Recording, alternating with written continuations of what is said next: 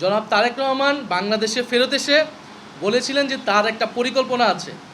এখন এই যে একটা স্বাধীন সাংবিধানিক প্রতিষ্ঠান হিসেবে নির্বাচন কমিশনকে চাপ প্রয়োগ করা, এটা কি তার পরিকল্পনার অংশ কিনা, এটা কিন্তু জনগণের মনে প্রশ্ন তৈরি হচ্ছে। মিডিয়াকে নিয়ন্ত্রণ করে, এটা কি তার পরিকল্পনার অংশ কিনা, এটা কিন্তু জনগণের মধ্যে প্রশ্ন তৈরি হচ্ছে। নির্বাচনকে একদিকে হেলে ফেলানো, প্রশাসনকে চাপ প্রয়োগ করা, নির্বাচনে যাতে প্রশ্নবিদ্ধ হয়, গণভোটে যাতে নায়ের পক্ষে পড়ে, এগুলো তার পরিকল্পনার অংশ কিনা, এটা কিন্তু আমাদের মধ্যে সবার মধ্যে কিন্তু প্রশ্ন তৈরি হচ্ছে।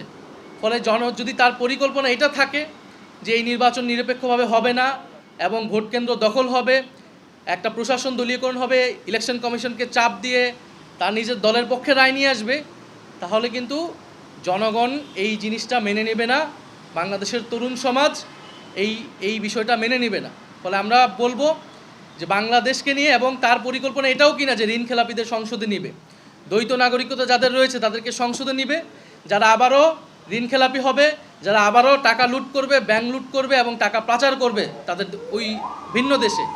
ফলে তার পরিকল্পনাটা জনগণের সামনে স্পষ্ট করা উচিত। এবং আমরা আমাদের সবার পরিকল্পনা, সবার ভীষণ এই নতুন বাংলাদেশ নিয়ে, এই নির্বাচনকে নিয়ে আমাদের যে স্বপ্ন, জনগণের স্বপ্ন, আমরা কিন্তু সব কিছু স্পষ্ট করছি। আমরা আশা করব যে সবাই যার যার জায়গা থেকে দায়িত্বশীল ভূমিকা পালন করবে এবং সরকার এবং নির্বাচন কমিশন নিরপেক্ষ অবস্থান রাখবে।